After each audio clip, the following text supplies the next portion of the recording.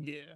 That brings me up to the point where to continue on that, I think it's a lot of times people don't they always suspect the worst. They just probably was like a kid is like, oh no, my parents aren't gonna be proud of me because of I'm not doing something. And then they're just like, oh, this is way worse than I could have thought.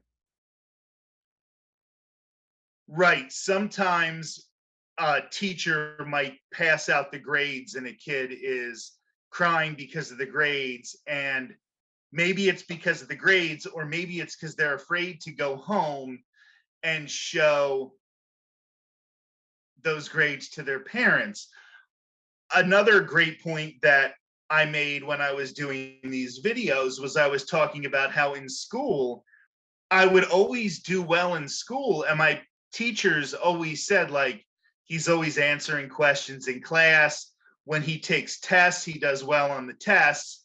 But then when we give him homework, he either never finishes it or it's rushed, and his grades are suffering because his homework and his projects are not living up to expectations. And I just want to create this awareness so that when other adults see that, they think when he's in a safe environment, he's doing fine. But then when we don't see what's happening, he's all of a sudden doing shoddy work, or he's not studying for these tests, or whatever's happening when he's not here isn't good. And when he's here, he seems to be smart enough.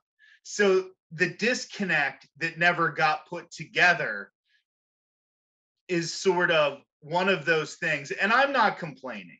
Like, I'm not saying that, you know, I've healed and I've gotten over it. I don't talk about these things for my own purposes. I'm not mad at anybody. I don't, hold those grudges or whatever.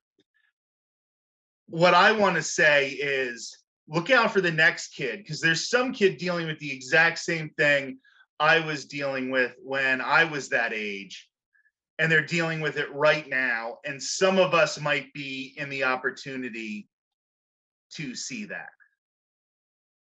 Yeah, I think it's like in the States, there's a very individualistic mindset. So if you're not doing something, it's your fault.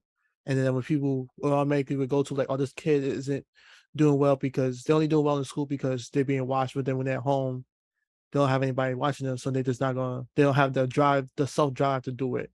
And then it reminds me of like something when I was watching about like how parents were like overly competitive for the kids who are in sports. And his wrestler or like basketball player, athlete, they twisted his ankle, and he wasn't like worried about the ankle. He worried about his dad's reaction to him getting hurt. Was then might hurt and hinder him further in his athletic career. And when the coaches was like, "That's not normal." Absolutely. And I'm glad that that coach picked up on it. Obviously, we've made incredible strides since even I was, in high school, or I was in middle school, where I think we are seeing more and more that teachers are learning to look out for these things. But it's just the kind of thing that we're never going to be perfect, but we can always be better. Yeah.